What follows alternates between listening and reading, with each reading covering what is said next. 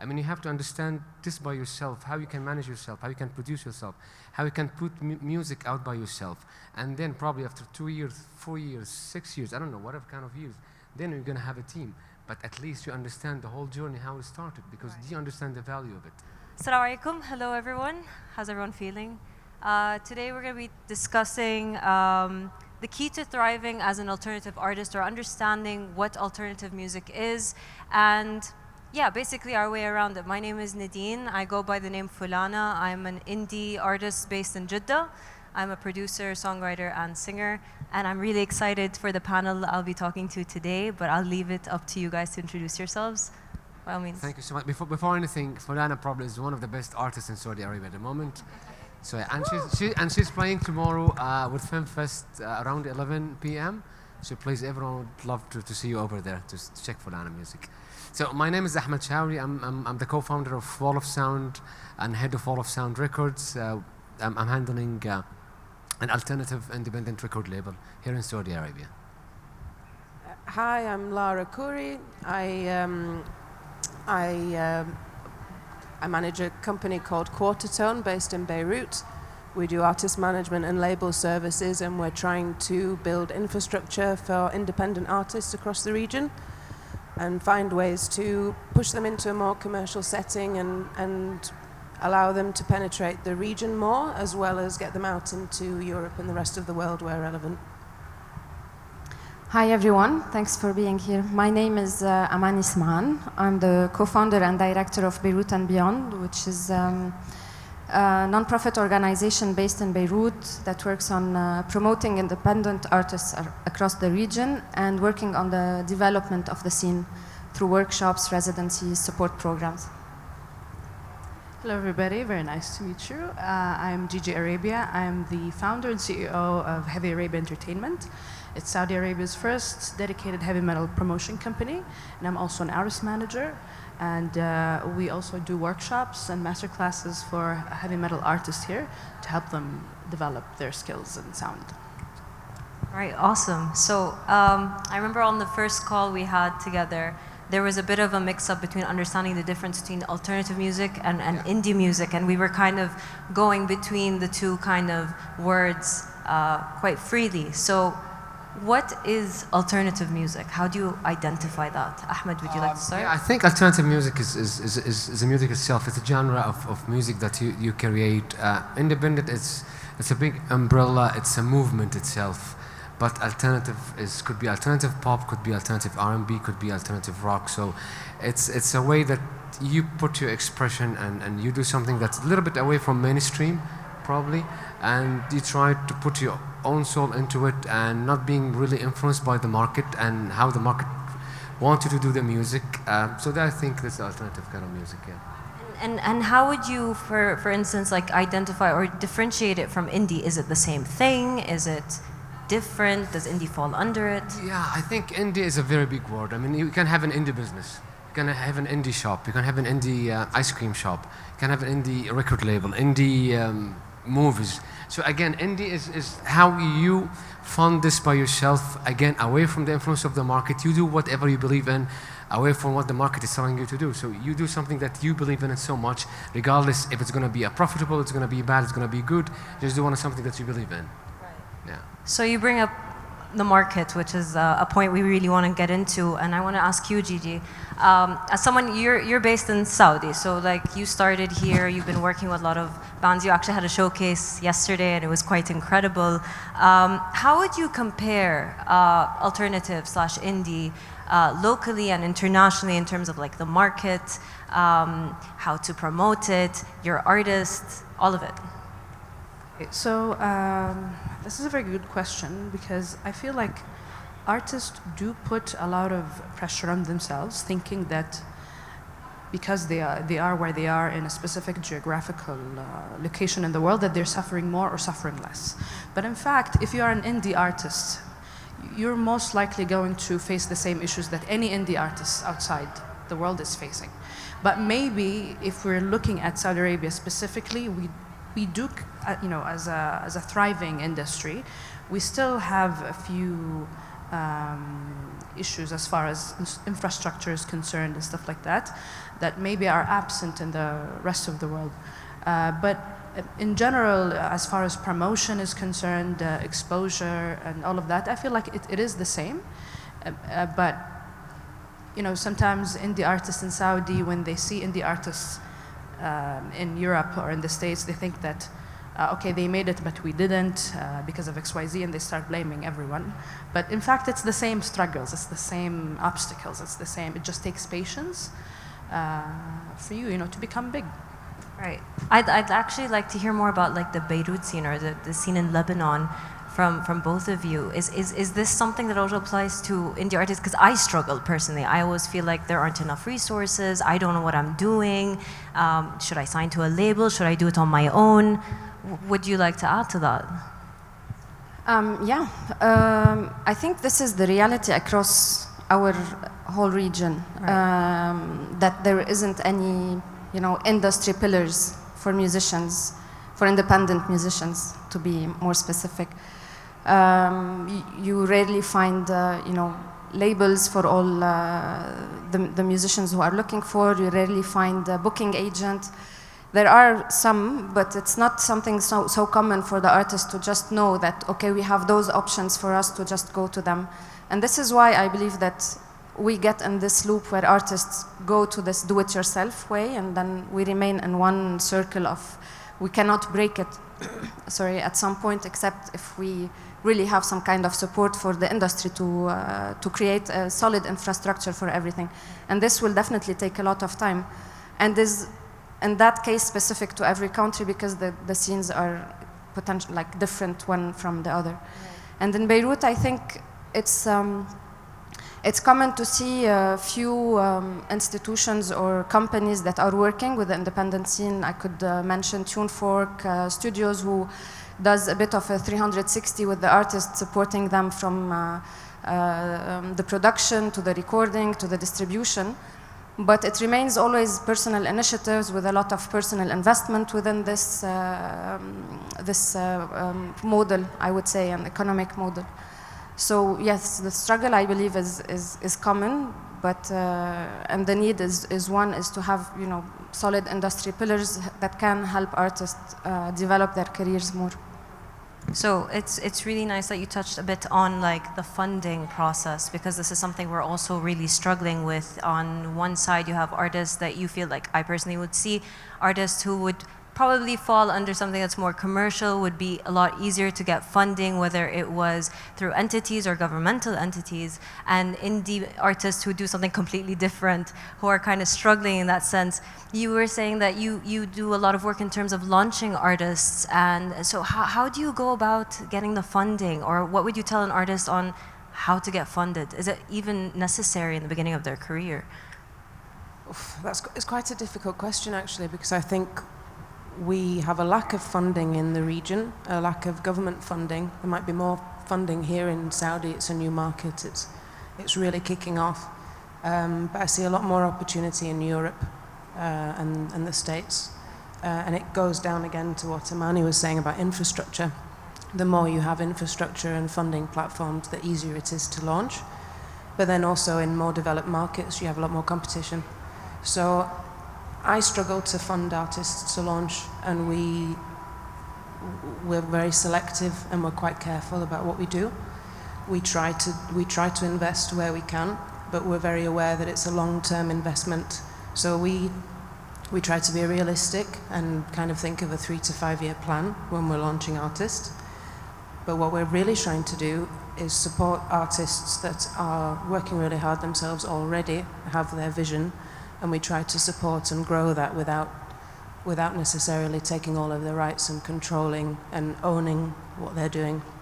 So in terms of funding, you know, it's a lot of it is heavily based on brands here, which might not be relevant for a new independent artist.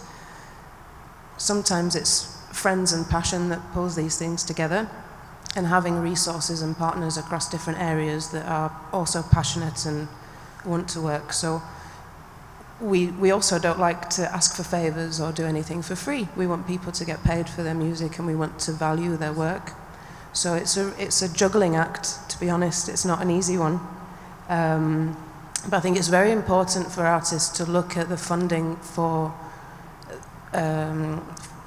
projects that are related to this region, because they also exist outside, and also very important to look at the showcase opportunities and festivals that are available to them here and abroad. We are limited here. This is a fantastic initiative here. Beirut and Beyond have been going for how many years now? 10 years. But there's nobody else. You know, I don't know where the Beirut scene would be without Beirut and Beyond. We also have limited venues. The whole region has limited venues, so it's also a case of artists not having enough experience and being able to do constant shows to improve themselves. I can see Nabil here in the space. Nabil runs a really great venue called Station in Beirut. But we have a handful, you know, and once you've done a gig, you can't do one too soon after. So it's really everybody's muddling through, trying to get as much experience as possible, and I would, in terms of funding, you need to widen the scope. You need to look at where it's possible and look to other countries as well as your own, and just push to make things happen. Yeah. So from what I'm hearing is that, and this is something I struggle with personally, is that as an independent artist or an alternative artist, let's say, a lot of, you know, you want to create these plans, but a lot of pressure is on the artists to really represent themselves both sonically, visually, to be in full control, or at least come as I don't want to say a full package, but with a lot kind of figured out on their own. So let's say I have a vision for myself and I know exactly where I want to go and how to do it.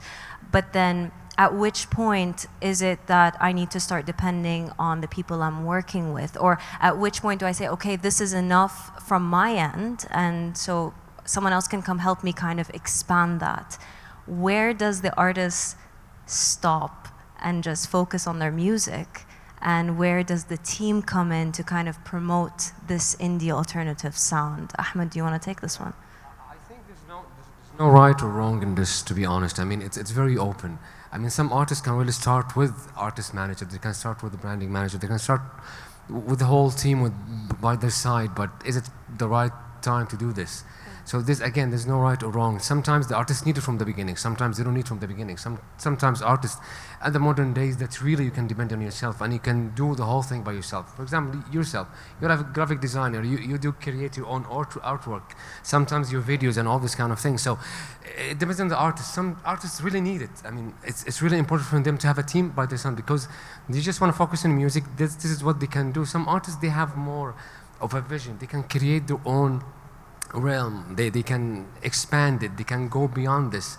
So it depends on the artist. There's no right or wrong in this answer. But I believe it's really important at a certain point that the artist fully focus on his music, because different is going to be consuming, and with the more success, it's going to be more responsibility of creating greater music and better music, and you have to keep on the succession plan, and different you're going to have a team. But is it really important from first day? I definitely think no.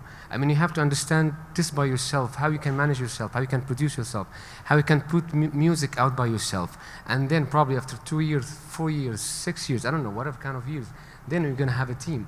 But at least you understand the whole journey, how it started, because you understand the value of it. But having a team from the first day, probably with a major record label, you're going to have this. This is another kind of discussion, but being independent, absolutely, I don't think it's right at the beginning. Gigi, would you like to add to that?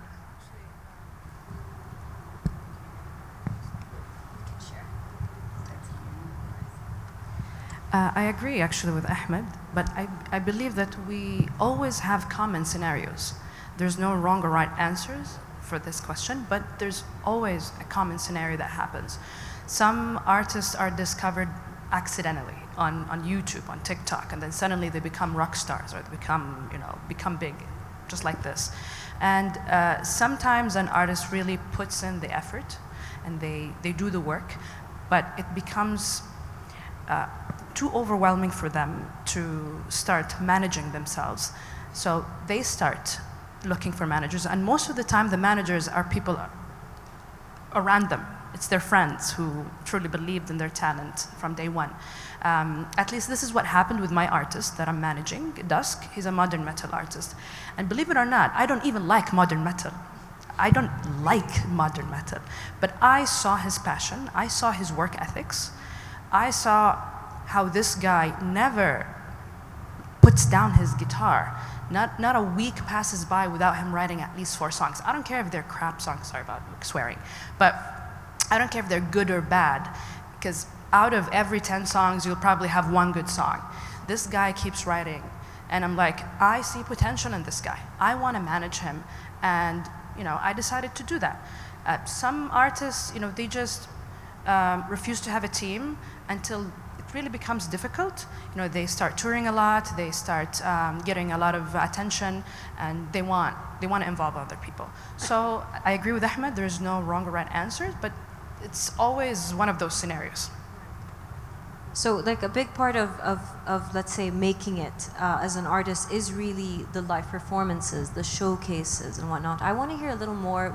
We spoke a bit over breakfast about what you do in terms of your showcases. Could you just walk us through it? How, if I'm an independent artist, let's say I'm not represented by anyone, how easy is it for me to be part of a showcase? Let's say I don't want to sign with anyone. It's feasible. It's most of the showcases are based on open calls where you have a committee that does the selection and eventually have a final lineup. This is what we do in Beirut and Beyond. In the last 3 years, we have a specific committee who goes through all the applications, and they make a final selection. So it's an open call; everyone can apply. Eventually, I would say to be selected.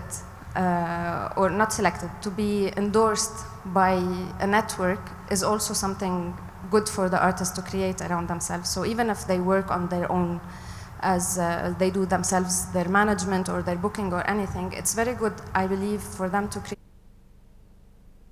other musicians or other professionals who can, one, expose them more to other opportunities happening in their countries or around their regions or in the world.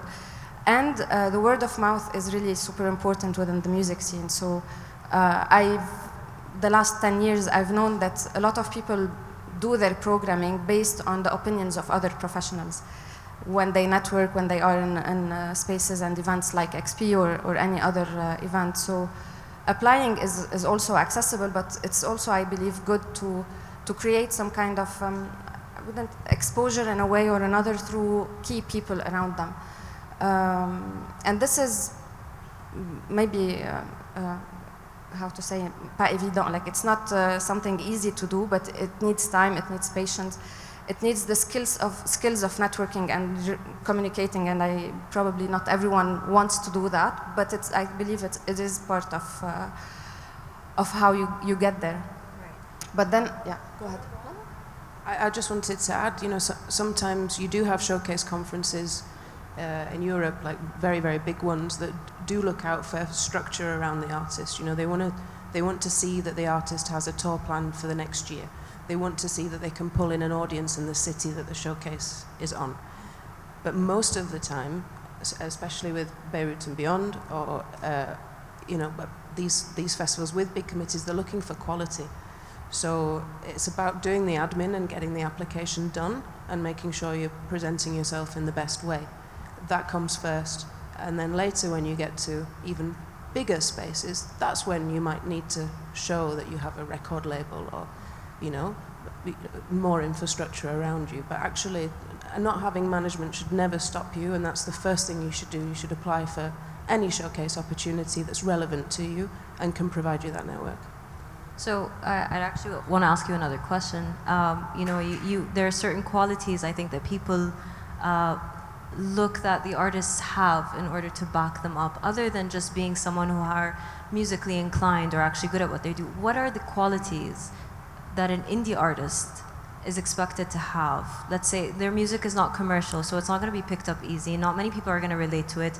What other qualities should these artists have to make it? It's an open question. I'm asking because I need help. It's a very tricky question. I mean, there's no certain qualities. I mean, it's a very open question, really. So I mean, it could be. Let's say you. What do you look for in your artist? I mean, for example, wall of sound, edgy. I mean, always looking for an edgy artist. I don't look for a regular kind of artist, regular kind of music. Personally, I don't like this. And personally, I have to be a big fan of your music, so I can really have to because I need to love you. I need to love your music. I need to work with the music. I need to understand the music. So, yeah. What does an artist need to have as qualities other than I'm good at what I do as a person in order to make it? Like I was in a talk with Lafta yesterday, and she was saying one of the biggest problems with a lot of artists is ego. I would never work with an artist who has an ego problem. I don't think ego is wrong. So what other qualities should an indie artist specifically have in order to reach that point? I think indie artist is a normal artist. I mean, I think he's a normal human being.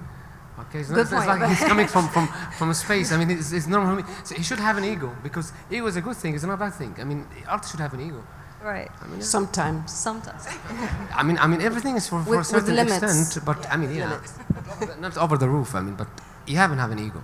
But is In there like artists have an a ego. work ethic? Is there qualities to them that you would look into in order to be like, yes, this is someone I want to invest in? This is a conversation I had very recently with Yara, my colleague who works with me in Beirut and Beyond.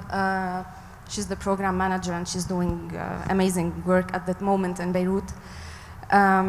We asked ourselves this question: if we have someone to program who's a great artist with really amazing music and a great potential to be exported, and but they don't have work ethics, they don't respect Beirut and Beyond as a platform for them, or where are our limits? Where should we say that we have the right to just not expose this person or not? And we had a very recent incident actually with an artist who was part of a project we were doing, and we had to cut. We ended the contract with her. But then few months later, I was a jury in a showcase in France, and she had applied.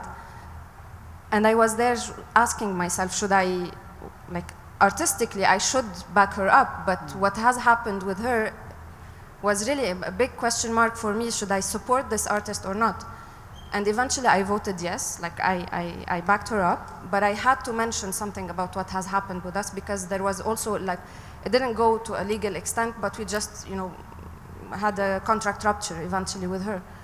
So I believe, in this case, of course, work ethics are important, but, there are also young artists who don't have enough experience. We also have the responsibility, I believe, to maybe, I wouldn't say I have the super experience, but at least to share what we have been going through and how we make the selection based on sometimes this kind of... so I believe your question is a very open question, but I think is really relevant for artists to think about this. Because, okay, getting to a great project, for a music project, for it to be a successful one is one thing, but being also the person holding this project, and behind it, the relation you have with other artists, the respect you have with other artists on stage, how you communicate with other professionals, how you set your contract, your technical rider, your hospitality rider, all those are, maybe we don't say them on panels like this, but they do play a major role when we do the programming. I just want to add something. I mean, everything could be really changed. I mean, if the artists don't have a work ethics, for example, I mean, probably they're going to have in the future. So again, always giving the artist a chance. If you believe in the artist, regardless of whatever this artist is coming from, whatever their background, whatever they have, whatever kind of qualities they lack of, if you believe so much in the artist, I believe it's a good chance to have this artist, and probably you can change the artist. If you don't like this certain behaviors, and it's really hard to work, you need to have a very clear conversation, transparent conversation, what can be done. And I believe people can really change. Exactly, sorry to interrupt, but the fact that artists can be well accompanied professionally helps a lot. This, being surrounded with people who can give you advice or just work professionally with you eventually. Okay, again, we go back to the reality that this is not possible all the time, but I am someone who believes that we should do as much as we can to create those professional profiles around the music industry, because this is what will create the infrastructure. If we have professional booking agents and managers and everyone who can be walking next to the artist. This is what will make us, reach whatever they are trying to reach.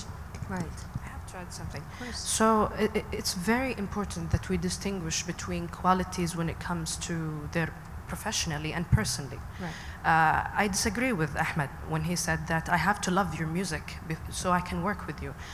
I'm not the person who's going to buy a ticket to your shows. As long as people love you, they love your music, they show up at your shows, I want to work with you. It means that you're doing something good. I personally, it doesn't make sense to me to work with someone whose music I love so much, but they're horrible. They're horrible people. You can't work with them. You can't, people are they feel disrespected when you're around them. Personally, I care about a person who's disciplined, who shows up, who respects people, respects other band members, respects whoever they work with, and they're very presentable in showcases like this or in events like that. At the end of the day, I'm the face of that artist. I'm the person who's going to go into offices, talk to people, convince them to support this artist. Because I know if I invite him, if I tell him to come in, or she invite her to come in, I know that they will be presentable and they will live up to their word. If they say, yes, I promise I will do this and that, and I'll be disciplined and I'll work out. Thank you. Huh? Okay, that's all. I think building on that, I think personally, I always say that if you present yourself well, it'll be easier for you to gain an audience in terms of people actually liking you because you're a genuine person. And so kind of also wanting to give you a shot in terms of like, okay, she seems like a cool person. Let's listen to what she has to say. Let's listen to her music. What is the way to go for someone who is, let's say, a starting musician, creating a sound that is not very popular? How do I create an audience? How do I create a fan base if I'm not working off a sound that people are all listening? It's not a sound on a radio, so it's a bit harder for people to get into. How do I start building that fan base or creating that, do you think, Ahmed? I think time. I mean, it's not easy. It's not magic work. I mean, you need a long time to do this. I mean, in music, you always can find your fan base. I mean, somewhere, in a place. I mean, probably you're in Saudi Arabia. Probably you're gonna find your fan base in USA. Okay, I mean, sometimes it's difficult. It's different. It's not that easy. But again, probably you'll do this. So again, time and try to find an exposure in anywhere that you go. So that you don't have to just stick to one place and try to find your own audience. Just go anywhere. I mean, you have an internet now. I mean, back in the days, I mean, you have to do a demo, and this demo is going to stick to your bedroom. No one else is going to take it. But now you can just put this one in SoundCloud, Bandcamp, and send it everywhere. People can listen to it. So there's no restrictions now. I mean, you can just go beyond whatever you want to. So, but again, to find success and to build the fan base and to find a good loyal fan base, you need time, you need time. And this, I believe most of the musicians, and nowadays, they are lacking of patience. You need to be really patient with the music. I mean, you have millions of releases and thousands of releases every week. It's coming out. How you can differently stick out of this and say, hey, I'm here. It definitely needs a lot of work to do this. Yeah, I agree. It's a work on different levels, and it takes time. But you need to have a plan that, okay, putting your music online is easy to do. You just upload it, but I don't know how many million songs on Spotify have never been listened to. So you need to also accompany this with the right way of promoting your music, with the fact of playing as much as possible. Even like you were saying, in Beirut, we don't have so many venues. Okay, but we do have small pubs where artists can play every night, every week. It can be something. You need to know that not every concert you have to do. We believe in like every concert should be paid, but not every concert you need to get major income out of it. You can go play. One, it's an experience for you to be performing live. Two, definitely 5 new people will be listening to your music.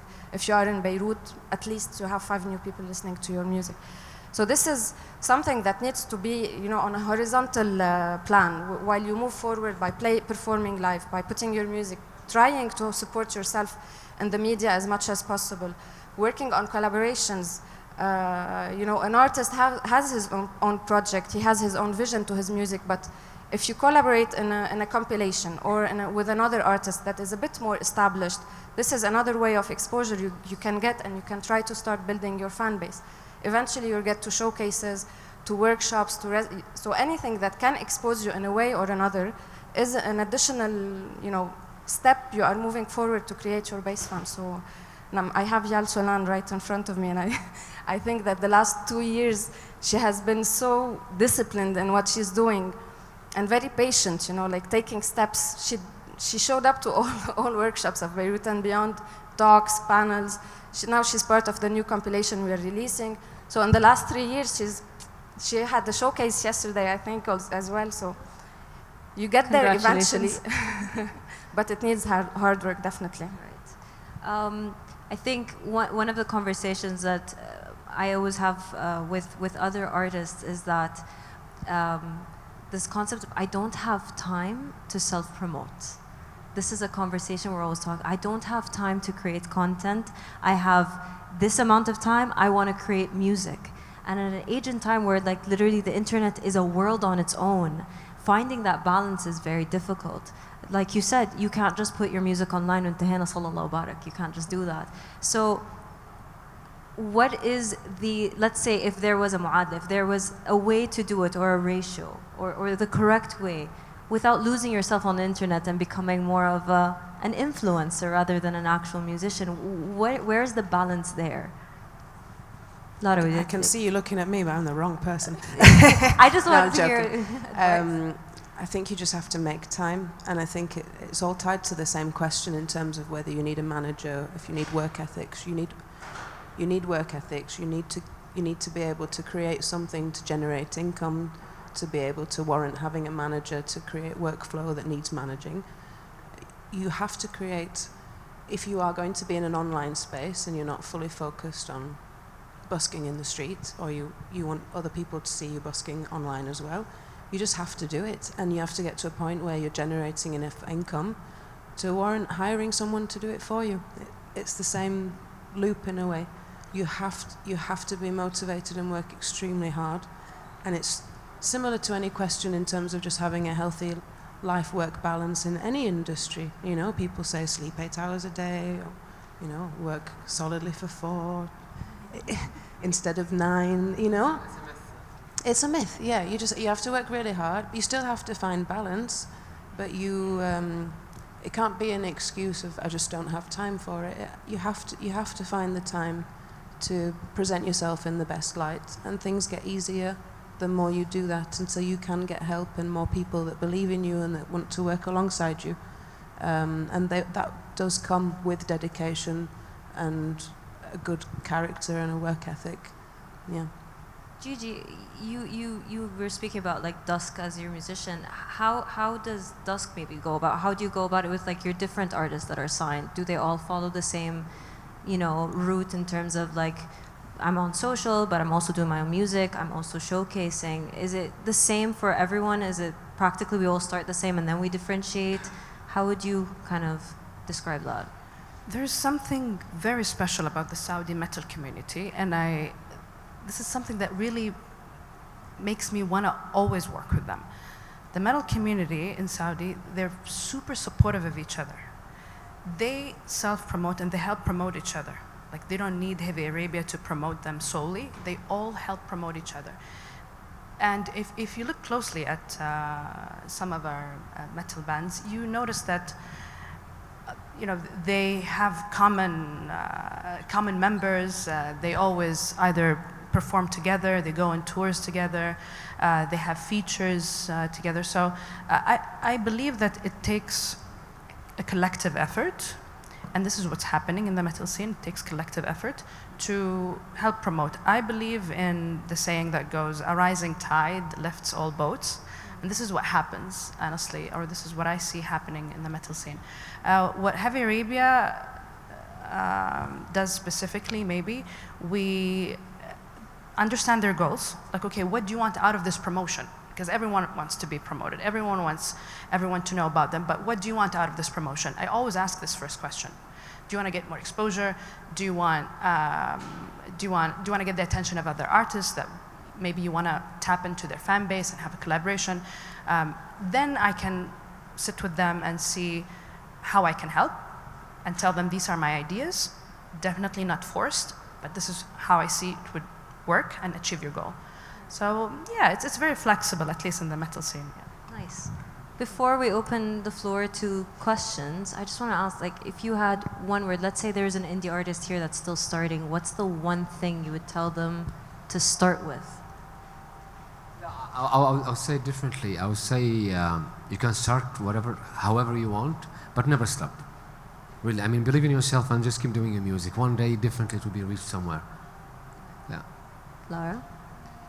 Music first. Keep writing. Yeah. And again, work ethic. Seems like it's a big issue. Amani? I wouldn't have an answer for just one thing. Give me 5. No, but I was thinking now also when she was talking that we need, like, when we spoke about showcases, I just wanted to say something briefly for any artist who's here. Like, always have a good quality live music video to share with anyone that you want to share with. It's a small tip, but I think it's important, especially if you're applying for a showcase, because this is always what's lacking. You have SoundCloud or you know, Spotify links or anything, but like live is something important. But yeah, 5 things. I mean, yeah, the music, the work ethics, a plan for you. Know where you are going. You know, don't forget from where you're coming, but always know where you are going, because this is how you will manage to get things, you know, to work in your favor. Right. Gigi? I have something specifically for the metal artists. By all means.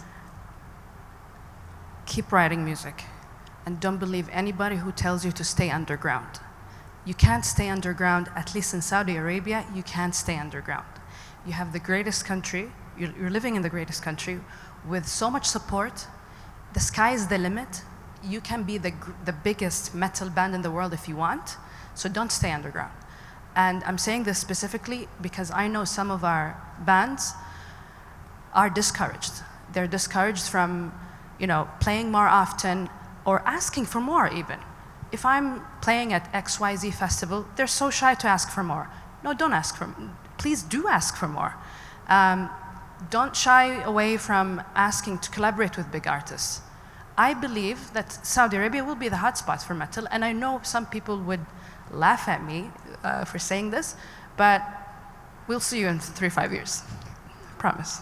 I just want to thank our speakers. Thank you guys so much for being part of this. this. Thank you so much. Thank you, Nadia.